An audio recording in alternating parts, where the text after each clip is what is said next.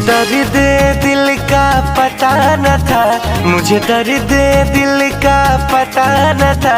और प्रेम का रोग लगा दिया, और प्रेम का रोग लगा दिया। वो मुझे दर्द दिल का पता न था, मुझे दर्द दिल का पता न था। और प्रेम का रोग लगा लिया रे मैंने, प्रेम का रोग लगा लिया।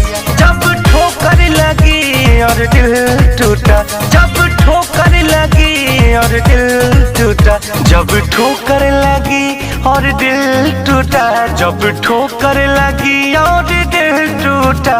फिर सोचा है हमने ये क्या किया, फिर सोचा है हमने ये क्या किया रे मैंने, प्रेम का रोग लगा दिया।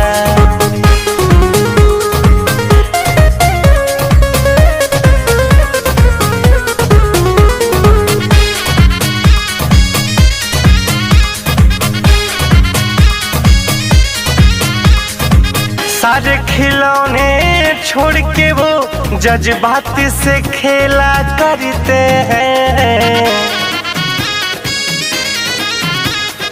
सारे खिलौने छोड़ के वो जज्बात से खेला करते हैं। जब तक जी चाहा खेला फिर, जब तक जी चाहा खेला फिर। जी भर गया तो भुला दिया, जी भर गया तो भुला दिया रे मैंने, प्रेम का रोग लगा लिया।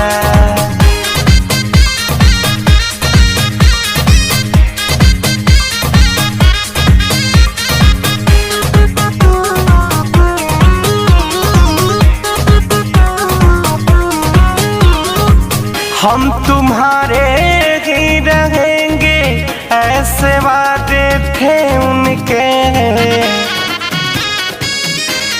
हाँ हम तुम्हारे ही रहेंगे ऐसे वादे थे उनके। सपने दिखा के लाखों, सपने दिखा के लाखों, फिर अपनी नजर से गिरा दिया, फिर अपनी नजर से गिरा दिया रे मैंने, प्रेम का रोग लगा लिया।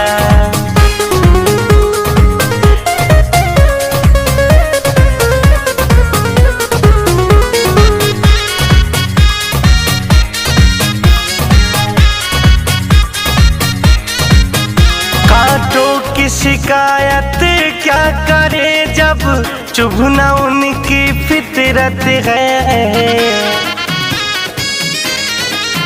कांटों की शिकायत क्या करे जब चुभना उनकी फितरत है।